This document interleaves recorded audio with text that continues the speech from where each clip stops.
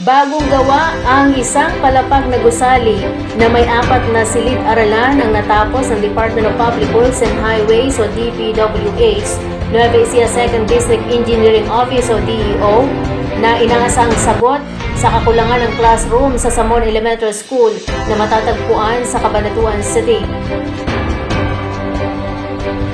Sa kasalukuyan, ang kabuang populasyon ay 230 na mga mag-aaral, kung saan kapos ang mga silid-aralan, kung kaya't nagpapatupad ng shifting schedule ang 7 baitang mula kindergarten hanggang grade 6.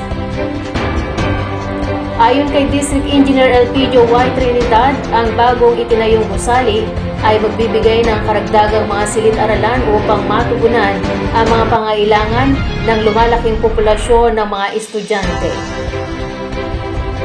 Samantala, binigyan din ni Samon Elementary School teacher Myra G. Malyari ang kahalagahan ng elevated na gusali ng paaralan sa pagtiyak ng kaligtasan ng kanilang mga mag-aaral at mga kagamitan sa pag-aaral, partikular sa panahon ng pagbaha, upang maibsan ang kanilang alalahanin na ilipat ang mga gamit o bagay sa mas mataas na lugar.